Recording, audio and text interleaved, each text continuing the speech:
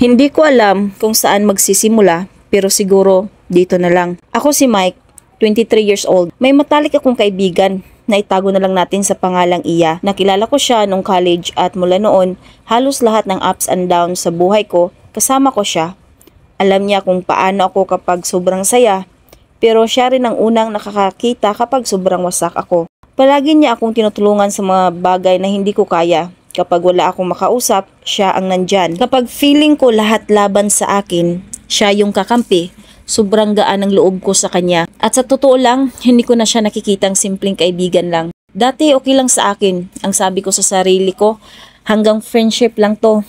Huwag kang mag-isip ng kung ano-ano. Pero habang tumatagal, mas nagiging malinaw na nahuhulog na ako sa kanya. Yung simpleng, kamusta ka? Iba ang dating sa akin. Yung ngiti niya, parang siya na yung comfort zone ko. Ang problema, may karelasyon siya. At hindi basta-basta lang. Kitang-kita ko na mahal niya rin talaga yung partner niya. Saya siya, ramdam ko. Kaya ako, parang wala akong karapatan kahit anong maramdaman ko. Ang sakit.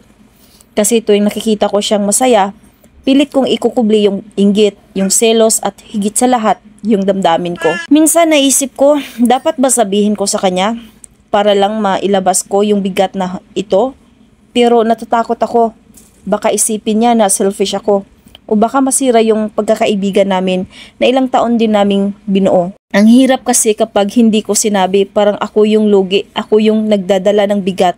Pero kapag sinabi ko naman, baka siya ang malagay sa mahirap na sitwasyon. Pinilit ko minsan na umiwas na huwag siyang kausapin. Pero agad niya yung napansin. Tinanong pa niya ako kung may problema ba ako. Ang ironic lang, problema ko siya, pero siya rin ang gusto kong takbuhan kapag may problema ako. Kaya ngayon, ito ako, umiiyak habang sinusulat ito. Hindi ko alam kung tama ba na ilaban ko yung nararamdaman ko o kailangan ko nang itikom ang bibig ko at lumayo ng unti-unti. Natatakot ako mawala siya, pero natatakot din ako habang buhay kong itatago ito. Kaya humihingi ako ng payo. Ano bang dapat kong gawin? Tatahimik na lang ba ako at hayaan ang feelings ko na kusang mawala? O magtapat na ako kahit ang ending ay baka mawala siya sa buhay ko?